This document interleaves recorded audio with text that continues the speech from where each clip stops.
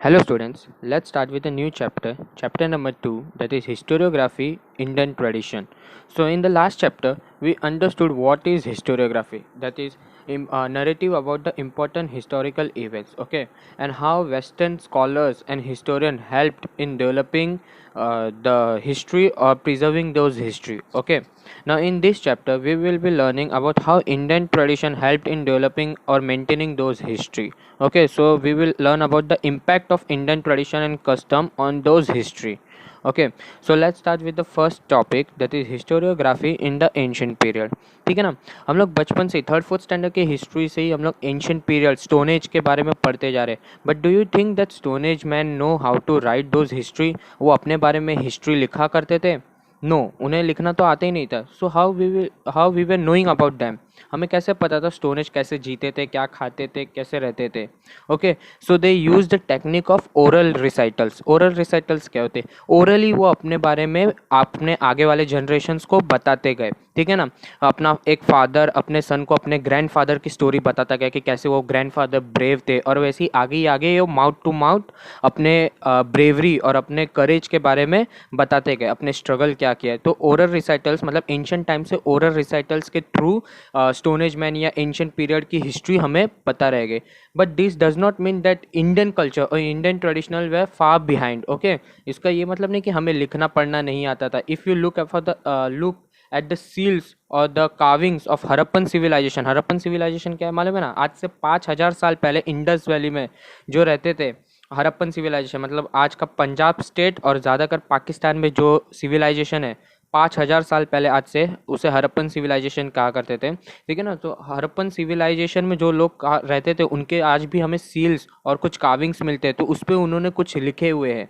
वो जो लिखे हुए हैं वो उसके मीनिंग एक्चुअल में अभी क्या है, it is not clear in front of us, that is it is not yet successfully deciphered.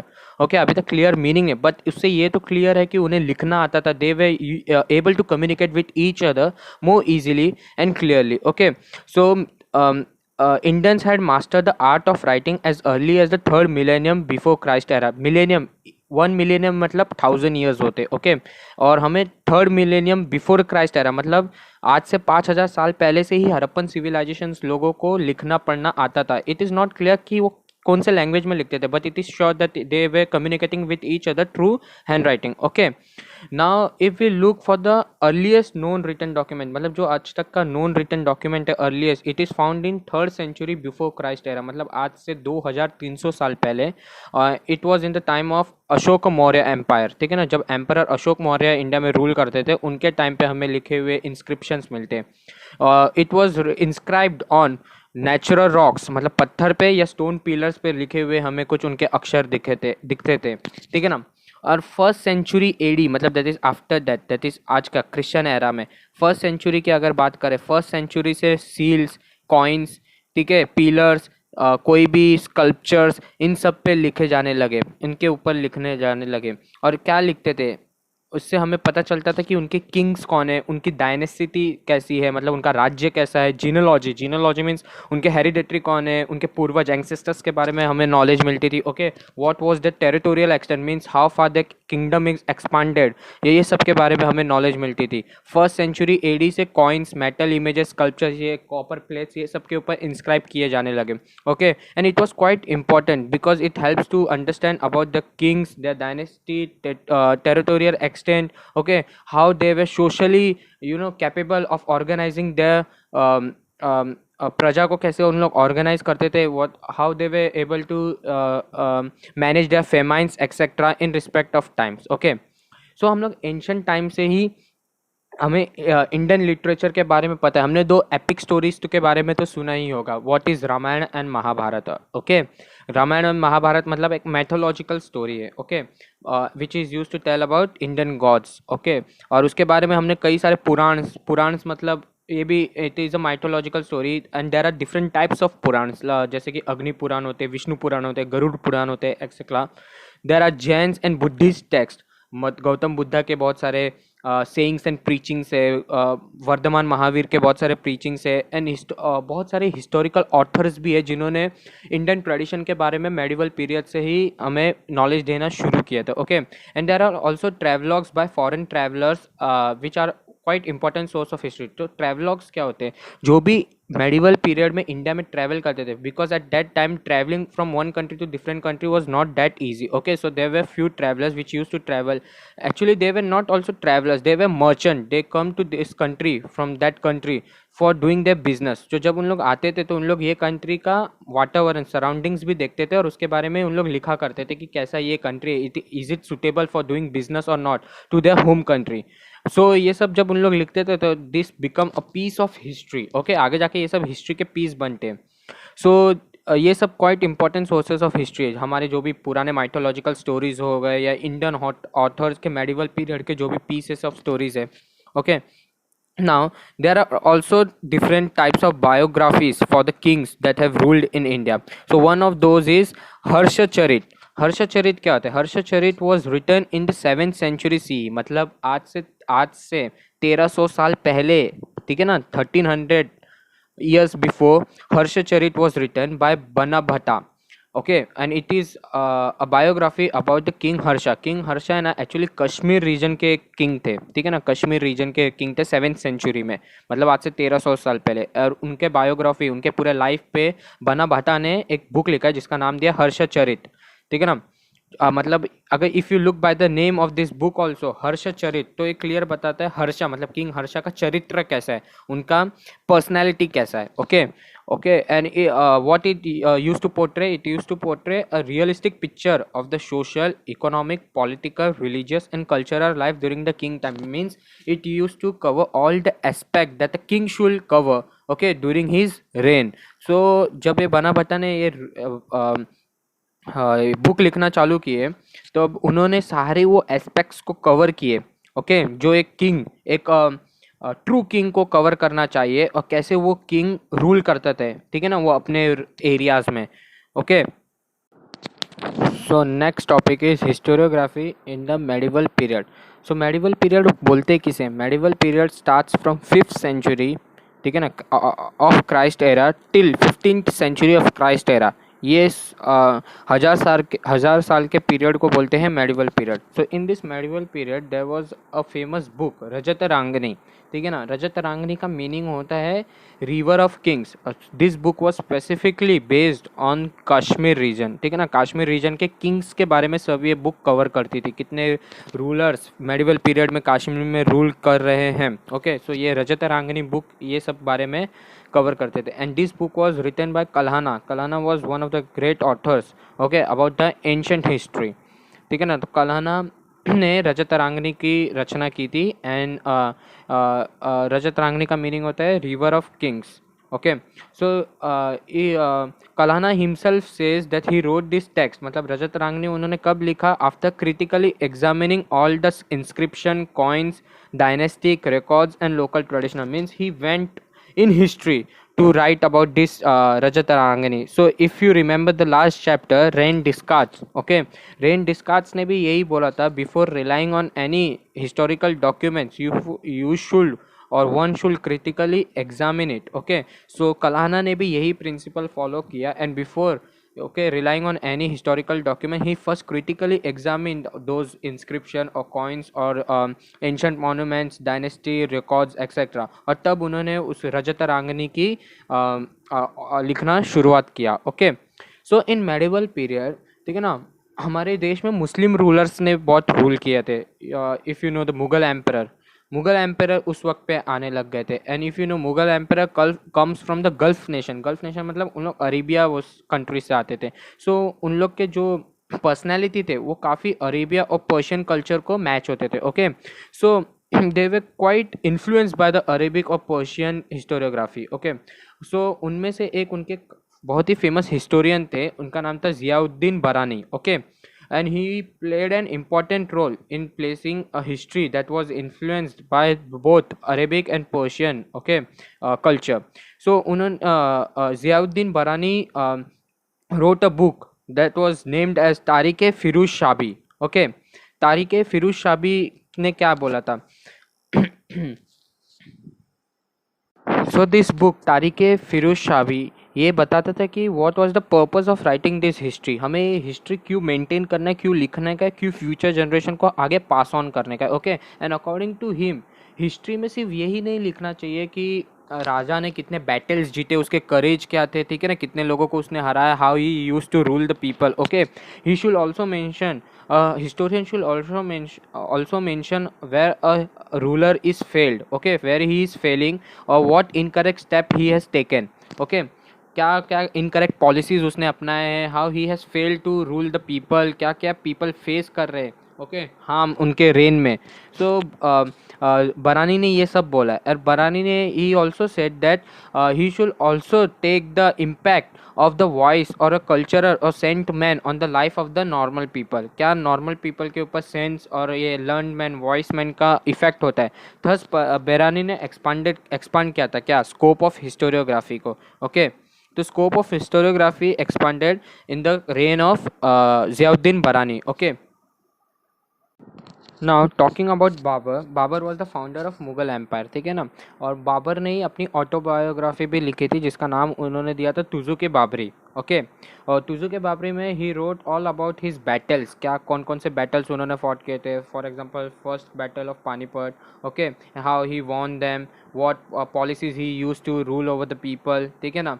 और उसके साथ ही साथ minute observation about the reasons जिसमें से वो ट्रैवल करता था, कौन कौन से माइन्यूट ऑब्जर्वेशन उसने वो रीजन्स में देखे थे, सिटीज़ में देखे थे, from which he use to travel. Okay, economy कैसे चलती थी उसके रेन में, okay, custom the which people use to follow, and flora and fauna. Flora fauna means plants and animals. Okay, now next is Abul Fazal. Who was the Abul Fazal? Abul Fazal was the historian of the great Mughal emperor Akbar. Okay, ये अकबर के historian थे। So Abul Fazal was the one who wrote the biography of Mughal emperor Akbar. Okay, so जो अबुल फजल का method था of writing history was based on collecting history from the important historical document and then checking it। The meaning of the word scrutiny is checking it। after collecting the history from the historical document, तो उसके बाद उसको check करते थे and then वो उसको मतलब अपने हिस्ट्री बुक्स में लिखते थे। सो इससे क्या पता चलता था कि the information that he has collected is realistic rather than being biased। okay, so the next concept is about the Bakhar। What is Bakhar? So Bakhar एक important historical document होता है which is used to praise, okay, or give the title of the heroes to the warriors who have fought in the battle or the lives of a great man। okay, जो भी important man जिन्होंने एक war में fight किया है और great warrior है, उनको जो भी praise मिलता है during the time of the battle, उसको हम कहते हैं बखार। हम लोग ये वर्ड ऐसा नॉर्मली भी यूज़ करते हैं, अगर तुमने आप लोगों ने सुना होगा तो ए बखार मत कर अपना इतना, मतलब प्रेज मत, अपने आप को इतना तारीफ मत कर। So bakhar is a important type of historical document of medieval times. It contains eulogies, eulogies मतलब प्रेजेस होते हैं, तारीफ होता है, ठीक है ना, about the heroes during the time of a battle. Okay, so उस वक्त पे मराठी बखार बहुत होते थे, ठीक है। फॉर एग्जाम्पल सभासद बखार, Sabasat Bakar was written by Krishnaji Anand Sabasat, okay, and it was written during the reign of Chhatrapati Rajaram Maharaj, who was Chhatrapati Rajaram Maharaj, the younger son of Shivaji Maharaj, okay। तो ये एक important bakhar था, कौन सा? सभासद बखार, एक important bakhar था because it is use to give the information about the reign और the rule of Chhatrapati Shivaji Maharaj, ठीक है ना। जब जो ये सभासद बखार था which was written by Krishnaji Anand Sabhasad gives the information about the Chhatrapati Shivaji Maharaj, but it was not written during the reign of the Shivaji Maharaj. It was written during the reign of Chhatrapati Rajaram Maharaj, who was the younger son of Shivaji Maharaj. Okay, so I think ये clear है। So now there are different types of Bakhar also. For example, Bahu Sahibansi Bakhar और पानीपतांसी बखार। These two Bakhar are one and the same। They both, ये दोनों पानीपत के war, the battle of Panipat के बारे में बताते, ठीक है ना, बैटल ऑफ पानीपत के बारे में बखार करते हैं। There was also different bakhar like होलकरांसी काहिपियत। इसका मतलब होता है when the Holkars use to rule in the Maharashtra along with, Holkars कौन थे? Holkars were the generals of under the Peshwa Bajirao one, ठीक है ना। जब पेशवा बाजीराव वन रूल करते थे महाराष्ट्र में, तो उनके अंडर जो उनके जनरल्स खास जो होते थे तो वो थे होलकर्स, ठीक है ना। तो होलकर्स के ऊपर जो बखार है, होलकरांची काहिपियत, ये बताता है contribution to the Maratha rule. Okay, ठीक है ना. Bakhar is not only about the great warriors who have fought in the battles. Bakhar can be of different types, ठीक है ना. For example it can be of the biography of the king, जो king के ऊपर biography होती है पूरा, जो इसमें सिर्फ किंग्स की तारीफ होती है, उसको हम लोग बखार कह सकते हैं. Okay, their dynasty, the dynasty of a king, how expand the territory of a king is, उसको हम लोग बखार कह सकते हैं. डिस्क्रिप्शन ऑफ अ इवेंट, सिर्फ कोई एक इवेंट के ऊपर अगर कोई बखार रहेगा, हाउ ए इवेंट इज कैसे घड़ा है वो इवेंट को, उसको कहते हैं हम लोग बखार. फॉर एग्जांपल पानीपत के ऊपर जो दो बखार है, भाऊ साहेबांसी बखार आणि पानीपतांसी बखार, ठीक है ना. अगर किसी का ऑटोबायोग्राफी है उसको हम लोग बखार कह सकते हैं. बेस्ड ऑन माइथोलॉजीज, भगवान के तारीफ, भगवान के ऊपर, लॉर्ड विष्णु, लॉर्ड कृष्णा के ऊपर अगर कुछ है उसको हम लोग बखार कह सकते हैं. Okay, so etcetera. So there are different types of bakhar. So bakhar is basically gives the praise to the brave man or who have fought better in a battle. Okay, so this was the topic of the Bakhar. So now comes the next topic, that is historiography in the modern period. तो modern period कब से चालू हुआ? 15th century के बाद जो भी era चालू हुआ है उसको कहते हैं हम लोग मॉडर्न पीरियड, ठीक है ना. सो इन 20th सेंचुरी, ठीक है, तो उस वक्त 20th सेंचुरी में एक थे sir Alexander Cunningham, who was the first director general of the archaeological survey of India. Archaeology मतलब ज़मीन खोद के जो भी चीज़ें मिलती है उसकी हिस्ट्री को जानना, ठीक है ना. सो सर अलेक्जेंडर कनिंगम ने क्या किया? ही स्टार्टेड एक्सकवेटिंग डिफरेंट साइट्स. और वो भी कौन सी साइट्स? वो साइट्स जो बुद्धिस्ट टेक्स्ट में, मतलब बुद्धिज़्म अपने बुक में लिखे गए हैं साइट्स को, वो साइट्स को he started excavating. And after excavating जो भी चीज़ ज़मीन के अंदर से मिल रही, he started to find the history of those thing, कि क्या है, कैसे वो जुड़ी हुई है बुद्धिज़्म से, उसका पास्ट क्या है, किससे जुड़ी हुई है, एक्सेट्रा, ठीक है ना.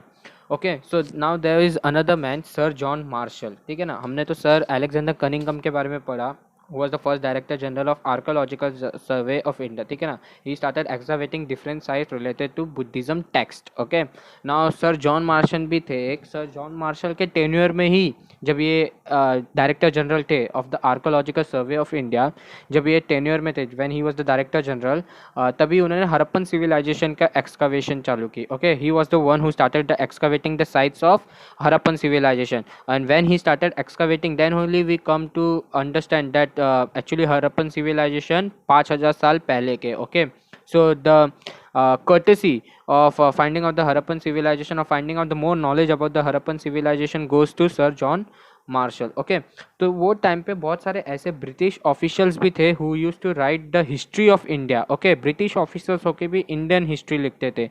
और लेकिन एक प्रॉब्लम थी उनके लिखने में.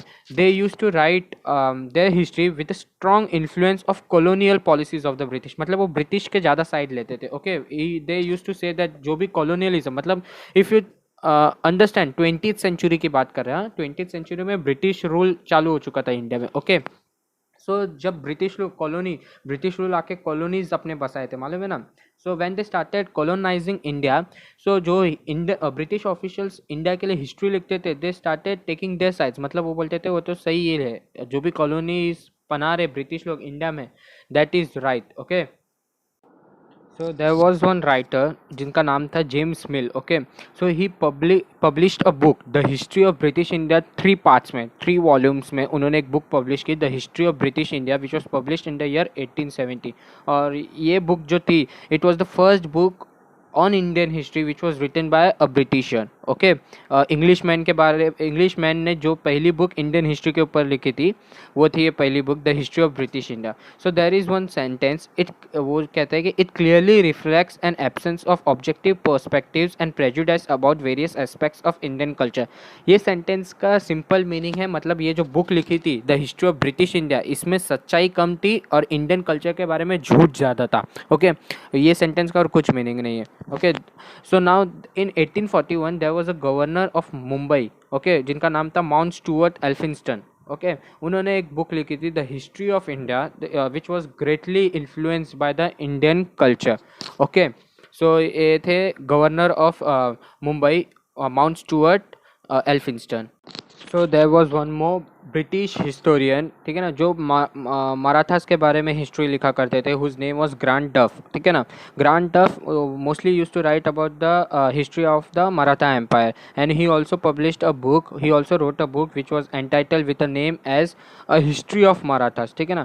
तो ये बुक भी history of Maratha was published in a 3 volume, 3 part में ये बुक पब्लिश हुई थी.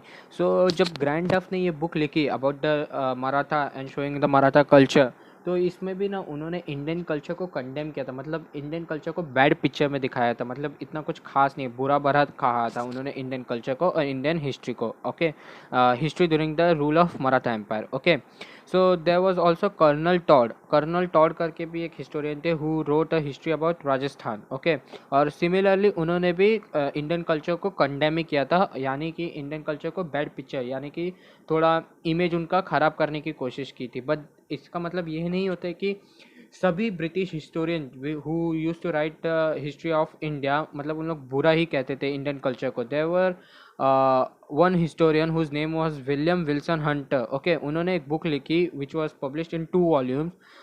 उन्होंने इम्पार्शियल ट्रीटमेंट दिखाया था इंडियन कल्चर को, मतलब it was not prejudiced by और incline towards the British policies. Okay, impartial attitude दिखाया, मतलब कुछ भेदभाव नहीं किया, और बताया कि कैसे Indian culture is similar to what that is of western culture, मतलब कुछ चेंजेस नहीं है, उनका अलग कल्चर है, उनका अलग कल्चर है, and both the people living and that part of country are happy, ठीक है ना. और उसी के साथ साथ इंडियन हिस्टोरियन, ठीक है ना, फॉर एग्जांपल नीलकंठ जनार्दन कीर्तन है और विश्वनाथ काशीनाथ राजावड़े, ये दोनों ने अपने कंधे पे जिम्मेदारी ली. They took the responsibility of showing the Britishers what is really an Indian culture and exposing, they started exposing the writings of Grant Duff. Grant Duff कौन थे? Who started the writing of the Maratha Empire, ठीक है ना. तो grant डफ ने जो भी कंडेम किया था इंडियन कल्चर को, जो भी बुरा भला कहा था, they started exposing the writings of the Grant Duff. Okay, दो Indian historian, Nilkanth Janardan Kirtane and Vishwanath Kashinath Rajwade. So let's start with the new topic, Indian historiography, various ideological framework. So there are different ideologies that is helped Indian in their maintaining historiography. So first is colonial historiography. Colonial historiography हमें colonizing के बारे में बताता है about the British rule in India. Okay, so if you look कि हम लोग ने जो भी हिस्टोरियन के बारे में अभी तक पढ़ा है, sir for example sir Alexander Cunningham हो गए, जेम्स मिल हो गए, ग्रांट डफ हो गए, कर्नल टॉड हो गए, they were all British officials. Okay, Britishers के वर्कर्स थे उन लोग. तो जब उन लोग वर्कर्स होके, ब्रिटिश ऑफिशियल्स होके भी इंडियन हिस्ट्री लिखेंगे, of course they are going to take sides of British, मतलब इंग्लैंड के साइड लेंगे और ना ही इंडिया को. Therefore they used to ridicule Indian culture, मतलब उन लोग इंडियन कल्चर को हमेशा ही बैड पिक्चर में दिखाते थे. And they used to justify कि जो भी कॉलोनाइज ब्रिटिश इंडिया पे कर रहा है, मतलब जो भी वो रूल करने की कोशिश कर रहा है, दे वे डूइंग राइट थिंग. दे वे मतलब ब्रिटिश जो भी कर रहा है by colonizing the India, they are doing right thing, and Indian culture are somewhere ridicule, मतलब खराब है, मतलब कुछ ऐसा खास नहीं है इंडियन कल्चर को. देयरफॉर जो भी ब्रिटिश कल्चर इंडिया पे इम्प्लाई करने की कोशिश कर रहा है वो सही कर रहा है. So there was one book publish during the reign from 1922 to 1937. It was published in 5 volumes. 5 part में एक बुक पब्लिश हुई थी, कैम्ब्रिज हिस्ट्री ऑफ इंडिया, ठीक है ना, विच shows a distinct volume, a distinct example about the colonial historiography, how British officials used to say, justifying how colonizing India was in their favor and ridicule Indian culture. So let's come to the next topic, that is Orientalist historiography. So what is Orientalist historiography? A scholar of European nation, okay, who wants to study any culture or civilization of the people of the eastern countries, okay उसको कहते हैं orientalist, ठीक है ना. मतलब European country के लिए Indian culture तो ईस्ट कंट्री का कल्चर है, ठीक है ना. So when they are more fascinated और more interested in the study of Indian culture और the civilization of Indian people, they are known as orientalist historiography, ठीक है ना.